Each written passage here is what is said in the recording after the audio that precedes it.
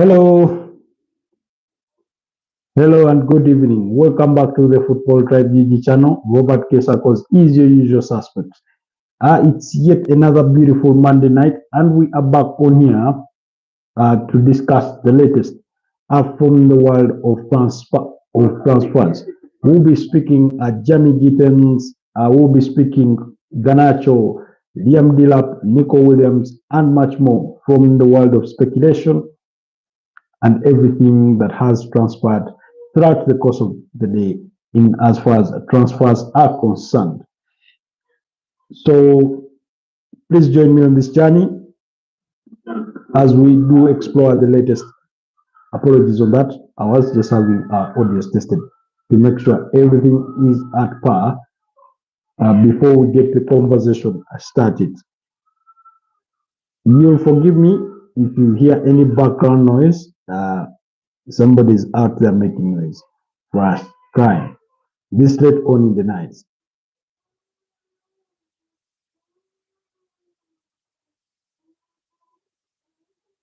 This late on in the night. But welcome back to yet another live broadcast. It's always a pleasure having you. And today has been quite not so much active, really.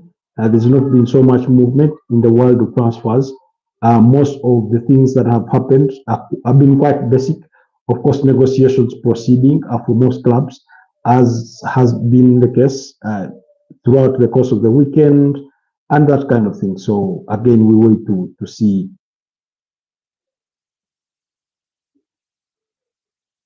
And then that kind of bit of drama. Earlier on, I was reading speculation, and I thought it was just mere speculation until I read it from a more trusted source that Florian Wirtz would like to wear the shirt number 10, and we all know it's McAllister who wears that shirt number at Liverpool. And because it's what he wears, and because that's what he's been wearing with Bayer Leverkusen, and then 17 at Germany. So already we all know McAllister currently wears the 10. Would Liverpool be willing to strip that off? McAllister, who has been quite a diligent servant since last season and into the just concluded season that saw them win the Premier League title. I mean, we wait and see. We wait to see. And then, of course, we're going to be speaking news regarding Bryan Mbeumo because he's sort of made a decision on his future in regards to where he wants to play next season. And this is a breaking news, really, really news that just dropped a couple of minutes back, and it regards Bryan Mbeumo. And according to David Ornstein, David Ornstein of The Athletic, says Bryan Mbeumo decides he wants to join Man United, and Man United now expected to open talks with Brentford in a bid to sign the 25-year-old forward this summer. Likes of Arsenal, Newcastle, Tottenham all interested, but Cameroon International favors Old Trafford if a deal is agreed. So there you have it, Arsenal fans, another dagger yet in your sort of potential targets in as far as the transfer window is concerned. We'll be letting you know what the speculation is on Nico Williams in just a bit, but as I wait for the rest of you to join us for this evening's broadcast. So yeah, we are really waiting. It's always a pleasure having you. It's been a bit of a long day, I must say. Just like most Mondays are. And then there's news regarding what's his name, Simone Inzaghi of Inter Milan. We have some news on that front as well. Looks like something is bound to happen between him and Inter Milan, and then the Saudi Pro League club that is interested in services. So again, let's wait and see where this all leads us down the path of football.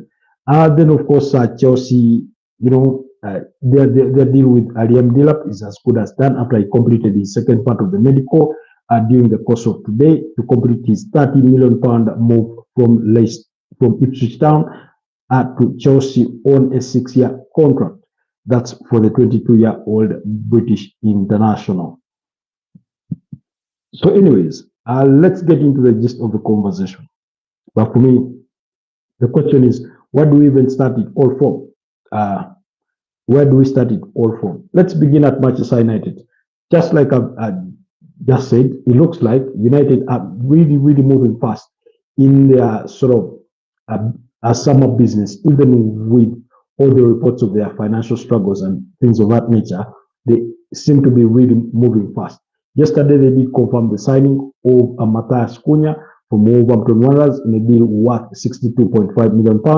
And now, their next target is none other than Bryan Mbeumo, the 25-year-old Cameroon international who scored 20 Premier League goals and provided 7 assists last season, is the latest main target for Manchester United. Whether they are trying to do their transfer business quite quick so that they ready themselves for, for the summer under this Ruben Amorim project is another whole thing together, or whether they are doing it to further convince their captain that, look, here, we are serious in regards to the promises that we made to you, that we are to stick with you, and we want to do the best to improve the squad and want you to be a part of it, and let's show you that we are serious about this rebuild, because that's what is seeping through at the moment, because they did initiate talks with Bryan Mbeumo's camp, and according to latest reports, just like I've reported, according to David Austin of The Athletic, he does confirm and he says Bryan Mbeumo decides he wants to join Manchester United, and Manchester United are now expected to open talks with Brentford in a bid to sign the 25-year-old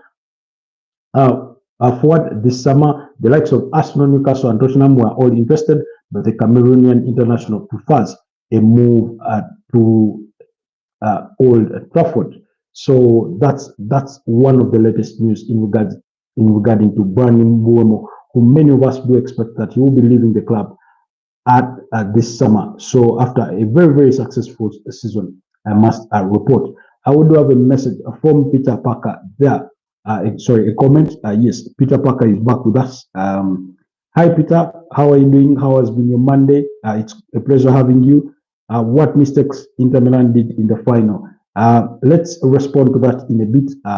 Let's first conclude the topic on transfers, at least the speculation and news regarding that, and maybe then we'll get to just a little more of the UEFA Champions League final, for the embarrassment that it was for Inter Milan. Anyways, in the other news, again, we'll go through this one haphazardly, but still at Manchester United, we do understand that Inter Milan have sort of initiated contact with Rasmus Højlund's camp over a potential deal to see him move back to Italy. So Inter are really, really interested in signing him from Manchester United. Whether on a permanent deal or on a loan deal, that remains to be seen in regards to their intentions. But let's wait and see, because they look to be really, really serious on making that deal happen. So then Real Betis have also initiated talks with Man United over a potential permanent transfer of Anthony, but we all know that his valuation has sort of risen back up after a successful loan spell with the Spanish La Liga outfit, where he did score about 9 goals and provided 5 assists across all competitions for the period he was with them between January and May. So yes, while they did lose their finals of the UEFA Conference League to Chelsea by 4 goals to 1, it doesn't really lessen any of what he was able to contribute to that Real Betis side for the period he was with them. Then Chelsea remained very active in the rush to sign Hugo Ekitike. I mean, this is like, I think, the third striker that Chelsea has linked with a move with. Of course, they've all but sealed Liam Delap's deal, and then they want to move on to Hugo Ekitike, but we do understand there are other players in that race as well. Guys, kindly please like the podcast, and also do let me know where you're joining us from. It will be a pleasure hearing from you, really, really. But like I was saying, Chelsea are still in the market for a transfer. We've spoken about Emmanuel Emega of Strasbourg. We've spoken about Liam Delap. We've spoken about their reported interest in Victor Gyökeres. They also have Benjamin Sesko on the list, but they do remain in the race for Hugo Ekitike, who Eintracht Frankfurt value at a fee of about 100 million euros for the 22-year-old French international. So that's a deal we ought to keep our eyes on, while Liverpool are also the other team that are really, really interested in signing him. And this was according to Florian Plettenberg, who says Chelsea remain very active in the race to sign Hugo Ekitike. Further talks have been held, but more teams are showing interest in him. Eintracht Frankfurt are not ruling out the possibility of him leaving in the current transfer window. The demand for the demand package remains 100 million euros, but offers have yet to be submitted for him. So really, really quite important. So, and then the usual debate or the usual speculation. I think I do not know, but Arsenal are moving on two fronts when it comes to their striking targets. They're moving both on the front of Victor Gyökeres and they are moving on the front of Benjamin Sesko. What we are hearing is that Victor Gyökeres has already given the green light to a potential move to Arsenal, while speaking with the Arsenal camp, while Benjamin Sesko remains sort of easier to make a decision on his future, although club-to-club talks between Arsenal and RB Leipzig do continue between the two parties to see if they can find an agreement for the Slovenian international. Now, according to the BBC, Arsenal remain in conversations over the two fronts, although it is now being reported, according to BBC Sport, that it is increasingly looking likely that the Victor Gyökeres deal could prove to be a little more economical as compared to that of Benjamin Sesko. Remember, we discussed about his 80 million euro release clause. That's for Benjamin Sesko, and then discussed that if Arsenal want to pay that over a certain period of time in different installments, then they may be required to pay higher than what the release clause is. And I think potentially that's what makes the deal quite more expensive in comparison to that of Victor Gyökeres. So again, we'll wait to hear more on what that entails or how things look like on that front. But let's keep our eyes peeled on that Arsenal situation.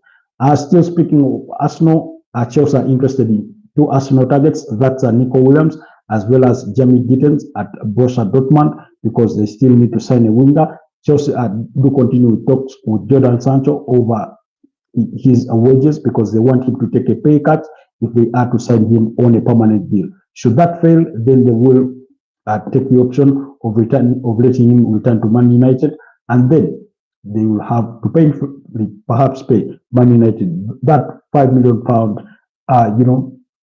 objection fee for them failing to fulfill their obligation to buy for £25 million, because Chelsea look like they want to keep their wage structure within a certain range. If you do remember last summer, they wanted to sign Victor Osimhen, but they were off-put by his wage demands, and that's how they opted out of the deal. And ever since then, they've not sort of reinvigorated their interest in the Nigerian striker, because they found the wages to be a sticking point, because he was really, really on high wages at AC Napoli. And that's how he ended up spending the whole of last season with Galatasaray there in Turkey. So again, these are things that we are hearing in as far as the Chelsea camp is concerned, but they are very, very, very active in the market. There are reports also suggesting that Chelsea are looking to make a £70 million bid for Alessandro Bastoni. So that's the Inter Milan defender. Chelsea could be looking to make a deal there with Bastoni, because we all know that they are in the market for a centre back, and they could turn to Bastoni, who is only 26 years of age, there to see if they can recruit him as their primary target for a centre back. But remember, they do already have Mark Gay of Crystal Palace as well as Gerard Braithwaite of Everton among their options for centre backs in this transfer window. So let's wait and see who they zero down to and will be able to sign. Returning to Manchester United, today we did wake up reports that Man United were considering the move for Al Hilal striker Alexandra Mitrovic. The former Fulham international is reported to be available for at least for a mere £40 million. So I think that news was broken by Ben Jacobs this morning, and we wait to hear more on that front in regards to what United's thought process is. I think in the midst of all hearing this, that excuse me, in hearing that they could potentially be off-put by Victor Gyökeres because of his, preference to play UEFA Champions League football. Maybe he'll go a ticket. Is a deal too expensive for them at the moment? Maybe Benjamin Sesko could be equally too expensive at the moment, or both could equally be demanding for European football, which United can't offer at the time. And then they have shifted their interest to Alexandra Mitrovic there. So Alexander, let's keep our eyes on that deal as well, because it could happen. It could happen, and nothing can be ruled out at this stage of the transfer window. He did score 19 goals in 13 appearances for Al Hilal last season. In 23 appearances, he scored 19 goals. That's a good return, really a good scoring rate. That means he only failed to score in 4 games on average, and then providing 2 assists.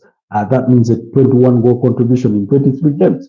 I find that quite an impressive return. And when you look at the AFC Champions League, that's for the other side of the continent. He did score 6 goals in 8 appearances and also provided 4 assists. That's a 10 goal contribution in 10 games. So in 8 games, a 10 goal contribution in 10 games. Quite impressive. And then the Saudi Super Cup, made 2 appearances, scored 3 goals, and provided 1 assist. That's according to the statistics that we are getting. Anyways, so that's another impressive performance. Yes, we do know that the Saudi Pro League is a lesser, kind of league, but we do know that he has already proven himself in the Premier League. He's played there before with Fulham. So let's keep our eyes on that as well. And then as of this morning, again, Man City do have the green light on their pursuit for Ryan Atinori. That's the 23-year-old Algerian international from Wolverhampton Wanderers. What do you think, which team is more stronger between Germany and Portugal in the UEFA semi-finals? Yeah, that's Peter Parker asking what my opinions are in regards to who I think is the stronger team between Germany and Portugal for the semi-finals of the UEFA Nations League. Remember, those fixtures are coming between Wednesday and Thursday. The other semi-final is between France and Spain, and then, of course, on Sunday they will be having the final. But let's wrap up this transfer news and speculation in a bit and get to answer Peter Parker's questions. So Ryan Atinori has given Man City the green light. So they've now moved on to the stage of having negotiations with Wolverhampton Wanderers. Man City want to seal at least 3 deals before the FIFA Club World Cup, and that's the deal for Ryan Atinori, Ryan Cherki, as well as the deal for Tijan Reinders for AC Milan. Now, Man City love all those players, but the other player that they are really looking to sign is Livramento of Newcastle, in as far as their options for right back is concerned. At left back they want Ryan Atinori, and then at right back they want Livramento. So again, let's keep our eyes on those deals as well, because they could really happen before the FIFA Club World Cup. And then Liverpool and Bournemouth are working again this week to advance talks for Milos Kakes. They want to wrap up that deal as soon as possible, while they continue to really push for Florian Wirtz, who we did just speak about, that he prefers to wear the shirt number 10 that is currently worn by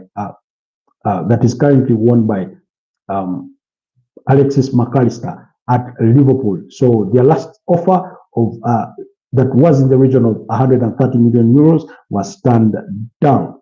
That's in as far as Liverpool is concerned. So that is some of the latest news or the hottest news on the transfer scene. So let's move to answer some, some questions from Peter Parker. He takes us back to the aftermath of the UEFA Champions League and says what mistakes Inter did in the final.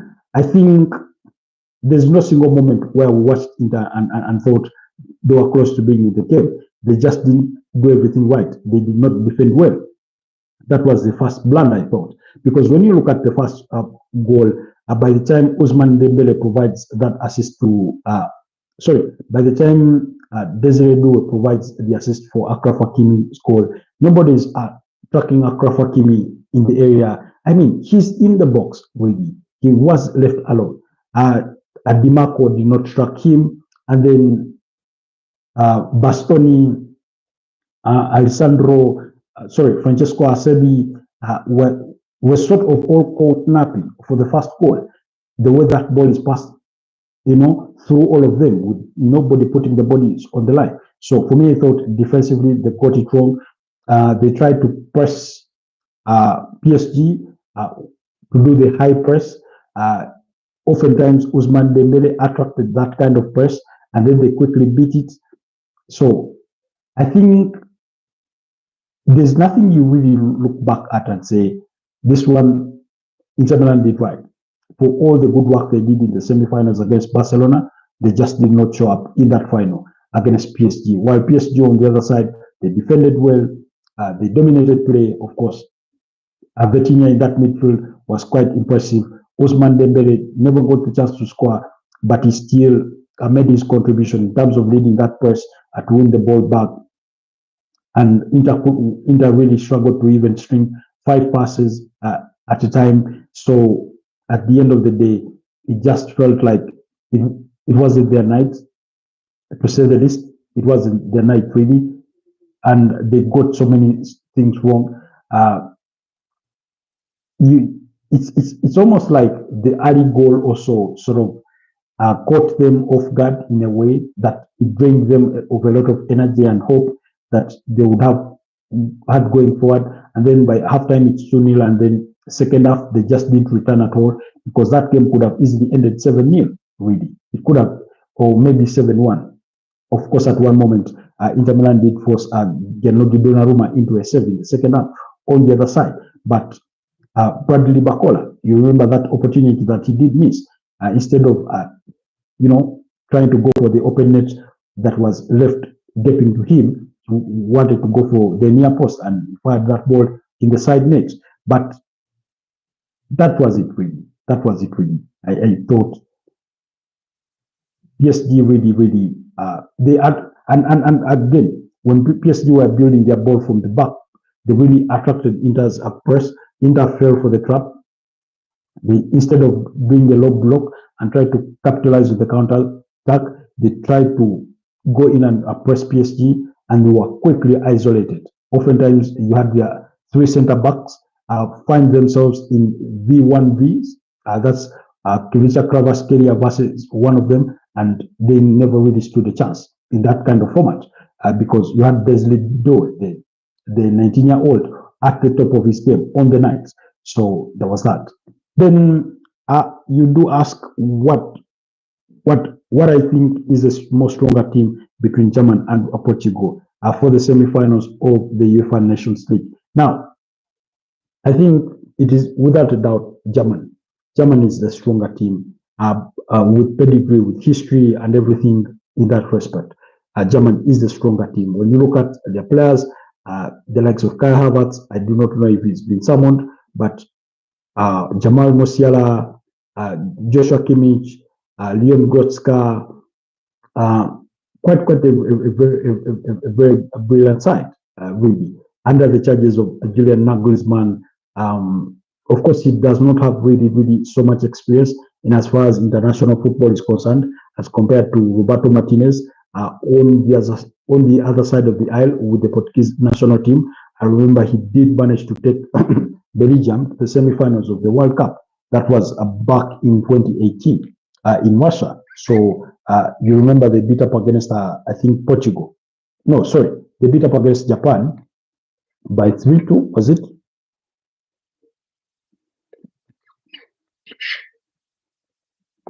Was it 3-2 or 4-3? In the semi-finals of the World Cup. So for me, overall, I think German are the better side or the better side. Yes, it was 3-2. The victory there for that particular game for the 2018 World Cup. So in terms of presently, of course, Portugal, when you look at their squad, Vitinha, João Neves, Bruno Fernandes, Rafael Leao, Cristiano Ronaldo, not still the danger man that he was, years gone by. Sorry, that game between Japan and Belgium was at the round of 16. But at least they went as far as the semi-finals.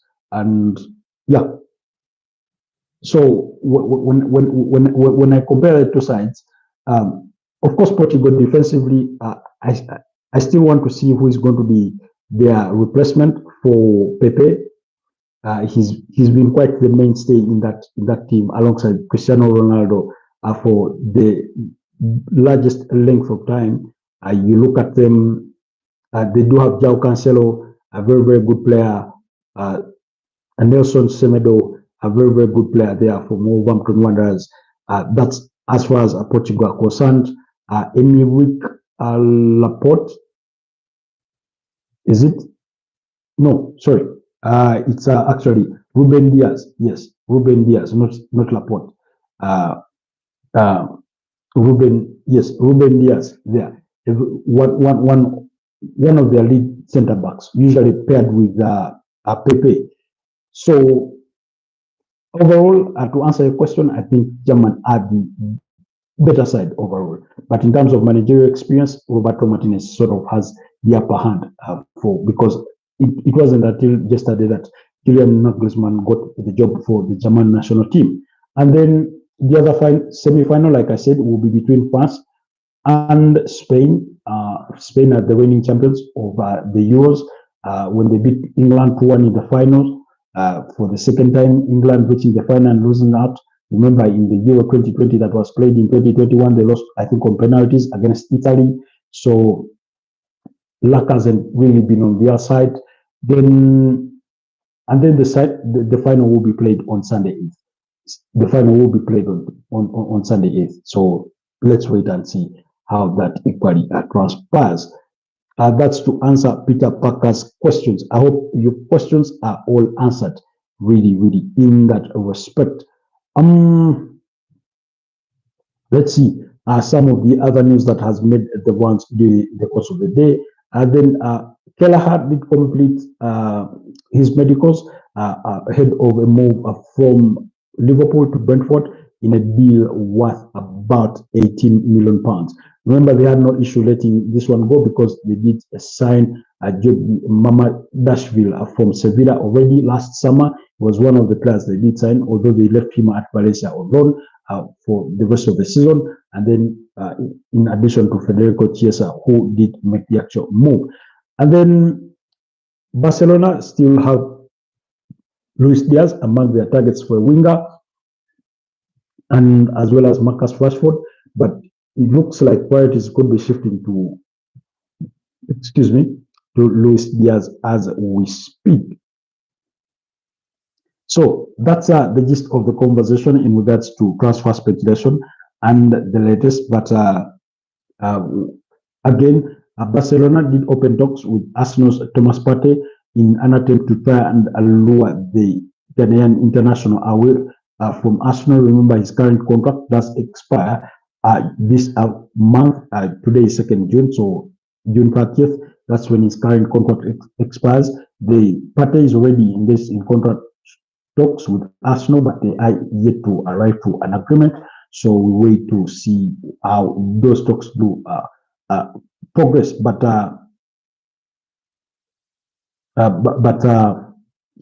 Barcelona have come into the conversation. Peter Parker, you say Brentford forward Bryan Mbeumo wants a move to join Manchester United. yes, that was the story we started with. That amidst all the interest that has been widely reported, that Arsenal hold interest, that Newcastle hold interest in him, as well as Tottenham Hotspurs, it is he seems to be tilting for a move to Manchester United as opposed to all the other teams, even though Man United are outside of Europe and all the others do have the promise of UEFA Champions League football. I think if you're Bryan Mbeumo and you're receiving an offer from Arsenal, and we know you play predominantly on the right wing, you do ask yourself, am I going to start ahead of Bukayo Saka? As good as I am as a player, I think that becomes as as part of a thought. And yet, when you look at Man United, he does straight walk away into the starting lineup. So that in part sort of gets your thinking into that direction. When it comes to Tottenham Hotspurs, you look at their history. Of course, United are a much bigger team as compared to Tottenham Hotspurs. So maybe the decision there becomes easier when you ignore the fact that Tottenham are going to be playing in UEFA Champions League next season. And then when it comes to the issue, the interest with Newcastle, yes, they do have Anthony Gordon. They do have who is the other? Harvey Barnes, but we know it's Anthony Gordon. And you think maybe he does walk straight into that Newcastle team, but I think he will really have to fight for his place, more as compared to what he is headed into at Man United. Yes, Man United do have Amadou Diallo in that similar role, but we all know Amadou Diallo does sort of struggle with fitness. He does struggle with fitness. Sometimes he suffered a good number of injuries there in that respect. So that's to add to your submission, Peter Parker, in regards to Bryan Mbeumo. Apologies. One of your messages that I was just getting to seems to have been restricted at the moment. I do not remember what it was regarding about. So I don't know if I'll be receiving it or you're going to have to type it. But the message, Peter, has been sort of restricted at the moment. I don't know. You can kindly retype it. But really, Goncalves to replace Fernandez. Yes, Man United are sort of considering a potential move for Pedro Goncalves there from Sporting Lisbon, the 26-year-old Portuguese international, as a potential replacement for Bruno Fernandes.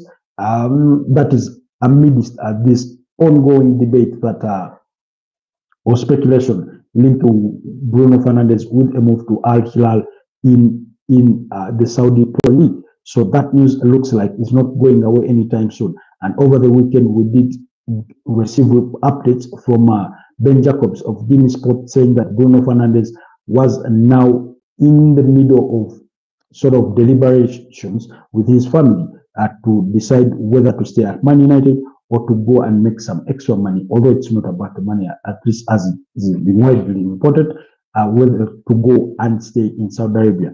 For me, if indeed the decision boils down to just that, I think then he will go, because he will get to speak to fellow Portugal players like Ruben Neves, then Cristiano Ronaldo, who are already over there in Portugal, to say, guys, how is life in Saudi Arabia? And then they will tell him, look, everything is good here. You can come. You can come. And then guess what? He will have no problem going.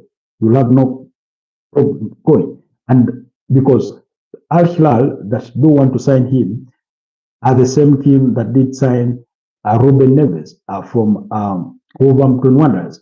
Was it what, 2 years ago? Ruben Neves, still 28 years of age. And I remember when he was making that transfer, Ruben Neves, there were reports saying that he just simply said the deal was too good to turn down because of what it meant in terms of securing the future of his family. Remember, they're playing well, really well in Saudi Arabia. They're playing these internationals really well. The taxes are quite very low in some cases. Some I can't speak with absolute authority that some players are not being taxed, but at least their deals on wages, their taxes are really, really favorable in comparison to what there is there in Europe. Because, for example, in the UK, I think they have taxes in the region of what, 40 to 45% in that range for these players. So I think he gets to speak with his countryman Ruben Neves, who is already at Al Hilal, by the way, made 26 appearances, scored 1 goal and provided 8 assists this season. And he tells him, look, just make the move. Everything, life is good here. The environment is good. Our conditions are good. You'll get access to blah, blah, blah. Our kids are enjoying these kinds of schools. And, because remember, Saudi Arabia is sort of investing a lot of money in their league as part of a build-up to a good public image, to it being now a strong footballing destination ahead of the FIFA World Cup that they will host in 2034 if nothing changes between now and then. So they are trying to build that profile for themselves. Yes, Qatar in 2022 did not take similar directions, but remember, Qatar had already also started on their PR image with these football investments. That's how they went on to acquire Paris Saint-Germain, and then they made it the kind of team that it is right now, a European giant, a UEFA Champions League winner, and they won a domestic treble already. So really quite impressive. So that for me, I think, would be part of this thought process for Bruno Fernandes. Speak to his countrymen. We all know Cristiano Ronaldo is with Al Nassr, and a whole host of other players that have gone to the Saudi Pro League. Peter Bakker is asking, is Man City waiting for Milan midfielder Reinders? Is this rumor true? Yes, that is very true. Man City have already made a bid that is reported to be about 60 million euros for the 26-year-old Dutch international, that is Tijaan Reinders. They do want to sign him before the start of the FIFA World Cup that does start on the 15th of June until the 13th of July. They want him to be a part of that squad. And that's why they're really, really pushing forward for Tijaan Reinders, Ryan Cherki from Lyon. And we've been told that it could be between 20 to 25 million euros that persuades Ryan Cherki out of Lyon. And then Ryan Archnori, that's the left back at Wolverhampton Wanderers, as well as Tino Livramento. Those are the 4 primary targets at the moment for Man City ahead of the FIFA Club World Cup. Then the other news is still regarding Al Hilal is that Al Hilal are confident to get the final green light from Simone Inzaghi to become their new head coach. That is according to Fabrizio Romano. Inzaghi will meet Inter on Tuesday, that is tomorrow, to make a final decision on his future, but Saudi Pro League side keep waiting with optimism. Al Hilal are planning to sign 3 top players, and among the top players, number 1 on their list is Bruno Fernandes, while the other is Victor Osimhen, because they do want to sign a striker, as well as a left wing back. So that is also the other position that they do want to recruit for if Simone Inzaghi is to join them as their new manager. So then still in Spain, Koke has signed a new deal at Atletico Madrid that will see him at the club until June 2026. Then Antoine Griezmann also did sign a new deal that will see him at the club until June 2027. So that's a part of the news coming out of Spain in as regards to, Atletico Madrid securing the future of some of their stars. Then also we did have reports or speculation regarding Patrick Vieira, because Fabrizio Romano reported that Patrick Vieira has been approached by 2 Italian clubs in recent weeks, but Genoa insists to keep him. Genoa are set to offer him a new contract to Vieira after excellent job at the Italian club this season. That's Patrick Vieira for you.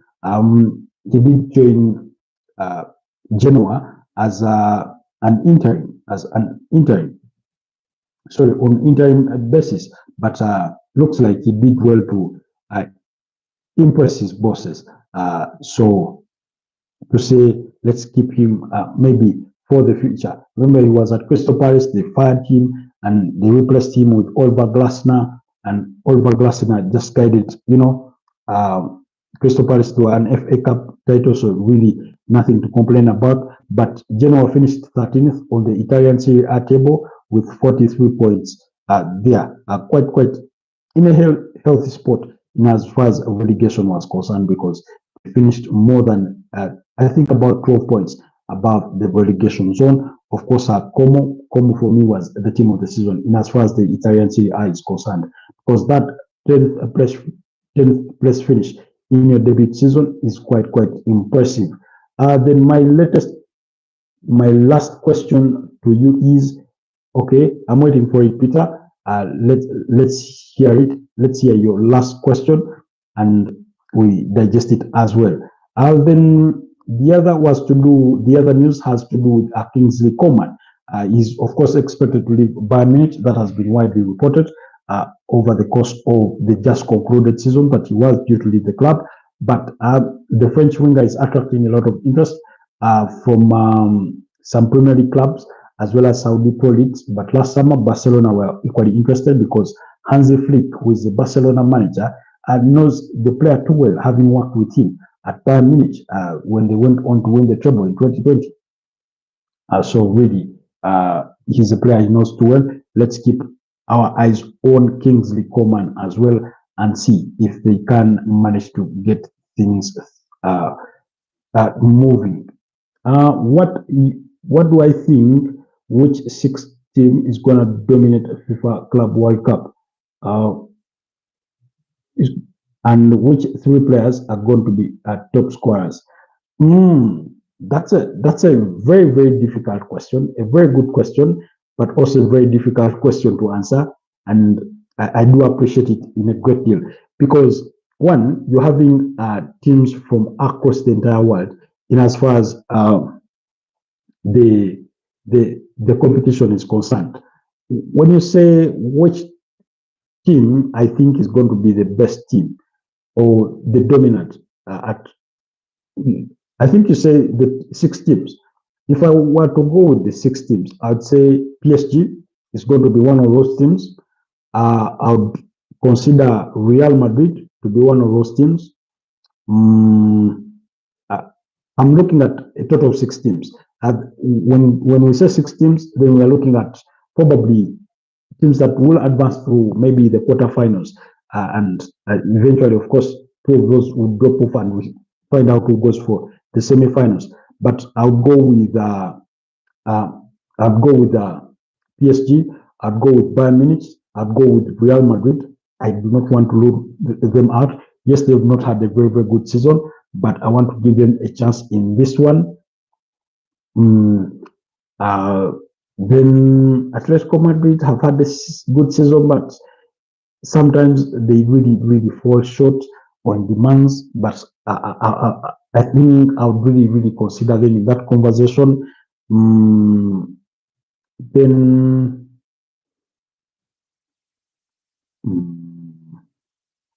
I'm thinking Fluminense could surprise us, really. Fluminense could surprise us.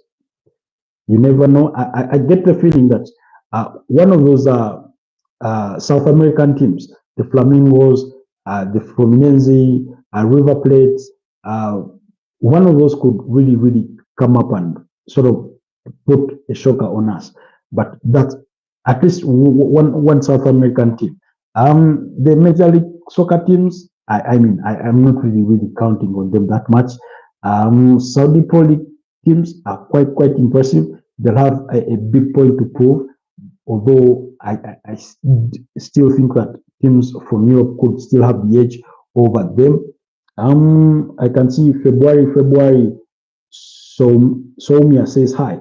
Hi, February. Good to have you on the broadcast.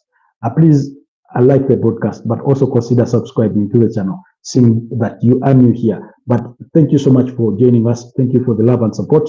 It's a pleasure having you on the broadcast. So, Peter Parker. So, I'm going for Real Madrid. I'm going for Bayern Munich. I'm going for PSG among the teams that I do expect will sort of dominate the competition. I've gone for.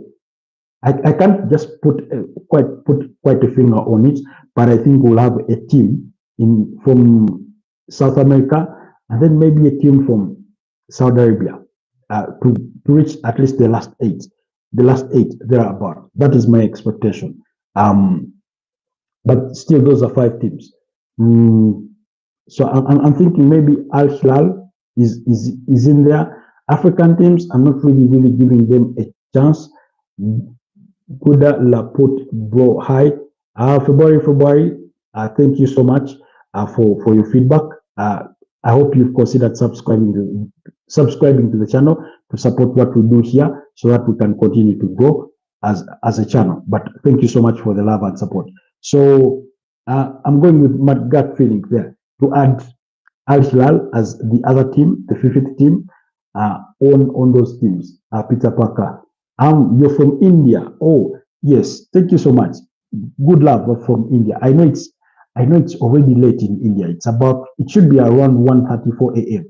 Is it approximately around that time, already 1 a.m.? So given that you've, sacrificed your time to be here at this time, that is really well appreciated. It's about 11:34 p.m. East African time on the side in Kampala, Uganda. You say namaste. I hope that is how I'm supposed to respond. But it's a pleasure. I see we have another message from Peter, who says,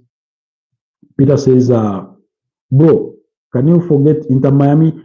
I've not forgotten Inter Miami really, Peter. I've not forgotten them.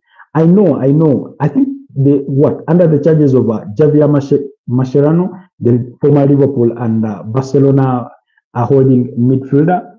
I've not forgotten about them, but because I think they're sort of a collection of stars. I'm not really convinced that they will really come and put on that kind of performance. I'm not yet convinced that they will put on a good performance.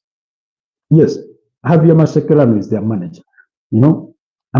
Because you look at Lionel Messi, you look at Jordi Alba, you look at Sergio Busquets, Luis Alberto Suarez. Some of those players really, are they going to be able to compete with the Vitinhas? Because these are players in the advanced ages in as far as the footballing career is concerned.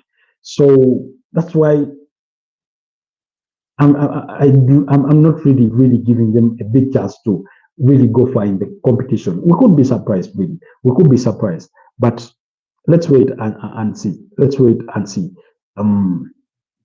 whether that will materialize to anything. But yeah, Miami has the GOAT. Yes, they have the GOAT in Lionel Messi. That I do not discount. And it does give them a fighting chance. They could go out of the group stages because they are pitted, I think, in Group A. They do play in the opening game. They will be playing in the opening game of the tournament. They're in Group A with Al Hilal, with Pyramids and FC Porto. So they can get out of the group stages and reach the round of 16. But getting into the semi-finals, I'm not too sure about that. I can see February saying February says he says Moda. I don't know what that really means. Moda, when you say Moda, bro, please read my comments. Yeah, I'm reading them. February. You say this was. I've read all of them. Suli, what does Suli mean? Moda and Suli. I think those are new terminologies to me. But namaste. Thank you so much for the love and support. February. But Peter Parker, for me, I think even when they have Lionel Messi, I think, remember, this being an inaugural competition, an inaugural edition of this new version of the FIFA Club World Cup, teams are going to be quite intentional on writing history in terms of being the first to win it. Of course, American football, or soccer as they call it, would love to have the team that wins it in the first place. But I look at them, the likes of Inter Miami, the likes of Seattle Sounders. What's the other team that is in the competition from the USA? I'm forgetting. Montreal. I mean, I look at them and I'm not really sold on the idea that they're going to be one of the best teams. You say Moda Suli means you are great. Oh, thank you so much. Thank you so much. Thank you so much, February. So, Peter Parker, I hope that answers your question. Really. Yes, by the way, Inter Miami were in action just yesterday. They beat up against Columbus by 5-1. Lionel Messi scored a brace, I think, in that game. And then he did provide a very beautiful assist. It was a very long-range pass. When you look at the Major League Soccer table, which this pool of 15 teams. Now, you look at Inter Miami, they're third, of course, with 16 games played. If they win the 17th game, they could go second on the Major League Soccer table. February is asking, where are you from? And what my name is. My name is Robert K. Sarkos. Robert K. Sarkos is my name, and then I'm from Kampala, Uganda. But thanks for asking. So the table is led by and remember, Inter Miami are in the Eastern Conference. So that league is organized into a sort of groups. Bro, you didn't say top scorer players names according to you. Top scorer.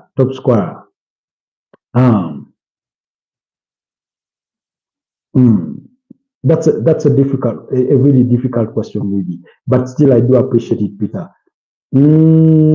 Top scorer.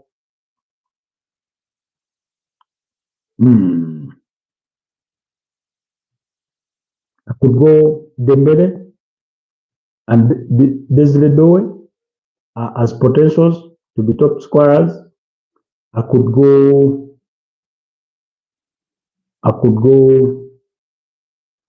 Mbappe, Kylian Mbappe.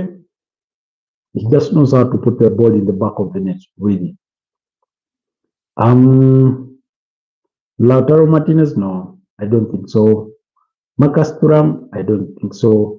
I think he will fall short. Who else do I feel? What's his name? Julian Alvarez at Atletico Madrid, maybe. Hurricane with Bayern Munich. If Bayern Munich do go far in the competition, he could have a chance. I think I'll go with Mbappe, number one. Number two, I'll put Dembele, Dembele, Desiree Doe, and then Hurricane. One of those four is the one that I think will be top scorer, but at least in that order, Peter. I can see he comes back to say, February, what are you saying? You're saying Lanjak Koduka, bro, you're looking. Oh, I didn't get that first word. I didn't get the first word. February. I didn't get the meaning of the first word. But yeah, that's my expectation. I'm still telling you about the Major League Soccer. They have the Eastern Conference and the Western Conference, the way literally it is with the NBA. And now you do have in the Eastern Conference where Inter Miami are, it is Philadelphia leading the table, Cincinnati, Inter Miami, and then Nashville, Columbus, New York Red Bulls, Orlando City, Charlotte, New York City, New England, Chicago, DC United. You remember Wayne Rooney played for DC United, Atlanta United, Toronto, and Montreal. And then the Western Conference, they do have Vancouver, who are leading the table with 32 points after 15 games. San Diego, 17 games played. That means 2 games in hand. You said bye, bro. Thank you so much, February, for being with us for the time you managed to be with us. Much appreciated for the love and support. Do not hesitate to join us once again tomorrow at around 10 p.m. East African time, which is about midnight, thereabout, in Indian time. Then, so Vancouver, San Diego, Minnesota, Seattle Sounders, Portland, Los Angeles Football Club, San Jose, Colorado, Houston Dynamo, Austin, Dallas Sporting KC, Real Salt Lake, St. Louis, and LA Galaxy. Now you remember David Beckham played for LA Galaxy, and they are bottom of the Eastern Conference. So really, so the top 7 teams in the Western Conference play against the top 7 teams in the Eastern Conference in what they call the final series. And then the final series playoffs are played between 8th place and 9th place, respectively, from the Eastern and Western Conference. They have that kind of arrangement. Peter, you say, which 2 teams are you supporting in the FIFA Club World Cup? I think I'll be rooting for Real Madrid. That is my first team that I'll be rooting for. But I'll also be following events with PSG really, really intently. I will be interested in seeing how they perform, so I'll be rooting for them as well. I think I've sort of gone to love that team, especially this season, with regards to the kind of player profile that they do have. Those young players, the Desiree Douys, I really like Kivicha Kvaratskhelia, Ousmane Dembele, of course, Nuno Mendes, William Pacho, Vitinha, João Neves, those sort of young players, Goncalo Ramos, Zaire Emery, then there's is it Lee Kang? Yes, Lee Kang, one of the midfielders that they do have. So I'll be rooting for at least those teams there. Real Madrid and PSG will be some of the teams that I'll be rooting for. And then, of course, trying to enjoy the competition as a whole. I'll also be interested in seeing how the other teams, especially from Africa, do perform, although I do not have so much hopes in them, but I'll want to see how Mamelodi Sundowns really fares against Dortmund from Minze and Uslan. Then Al Hilal, yes, from Saudi Arabia. I would like to see how competitive those teams from the Saudi Pro League football are. Really, how competitive can they be on this kind of stage? So I'll also be following Al Hilal to see how they can fare against some of these other teams. I'm trying to find out which other team from the Saudi Pro League made it to this competition, but I do not seem to find any other than Al Hilal. Now, USA has 4 teams, from 2 from the Eastern Conference and 2 from the Western Conference, because they have Inter Miami, they have Seattle Sounders, they have Oakland City, and then the other is I think Montreal. Is it Montreal? I think Montreal. Anyways, so yeah, that's my hope and expectation. But those are the teams that I'll be rooting for. I'll try to look for to follow the competition as much as I can. But especially, I know many of us will get to try to enjoy the competition when it reaches the knockout stages, round of 16, maybe quarterfinals, and then eventually the semi-finals. But Real Madrid and PSG are the 2 teams that I'll be rooting for respectively. So Peter, what teams will you be rooting for, you yourself?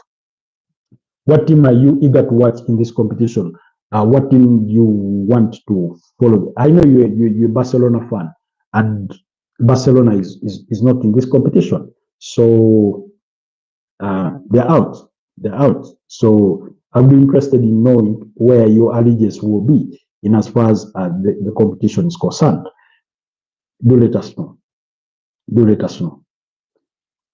Really.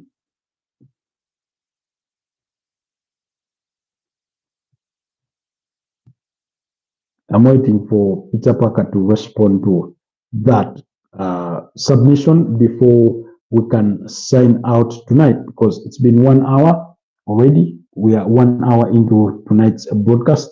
So let's see. Peter, what teams will you be rooting for in as far as the competition is concerned? That's the FIFA Club World Cup. The FIFA Club World Cup. Anyway. Job Bellingham has given priority to joining Borussia Dortmund.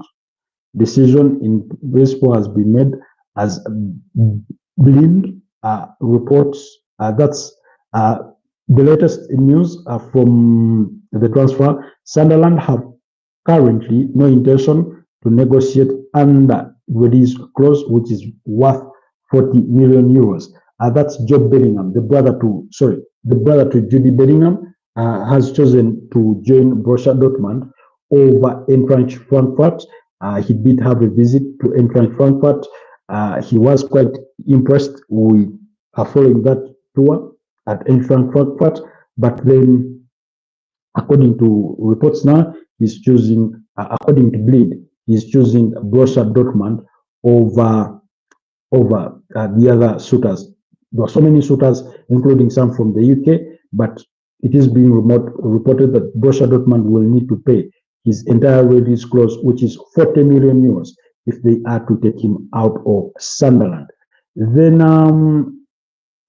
AC Milan director Igil Tari dreams of bringing Luka Modric to the club. It looks like AC Milan are interested in signing Luka Modric. I think for a year or two, Luka Modric can really do well in the Italian Serie A. Remember, the league is a bit slow-paced as compared maybe to the Premier League and the Spanish La Liga. I do think he can have a fairly good contribution in the Italian Serie A. But let's wait and see. Peter says, I want to see Real Madrid and Inter Miami. Peter wants to see Real Madrid and Inter Miami. Looks like we'll be supporting at least Real Madrid as in common, and then for you, you'll add on Inter Miami. Me, I'll be adding on PSG, but I'll also be sort of rooting for some of our teams from the African continent. That's in Al Ahly, and then Mamelodi Sundowns and Wydad. Yes, Wydad. It's Wydad. It's called Wydad SC. Yes, Wydad SC. That's the other team that I'll be rooting for. Wydad SC is the other team that I'll be rooting for. Wydad Athletic Club, often known as outside Morocco as Wydad Casablanca. Yes, Wydad Casablanca. I remember then they beat up against one of the Ugandan teams by 7 goals in the CAF Champions League games a couple of years back. So very potent side there.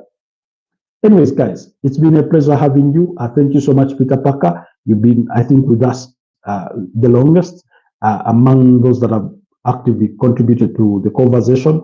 Those that didn't manage to contribute to the conversation but like the broadcast, we did appreciate your efforts as well. Thank you so much, February, for dedicating your time to be with us. It's always a pleasure having you. Guys, have yourselves a wonderful rest of the night. Let's meet tomorrow morning in tomorrow's broadcast. Bye-bye.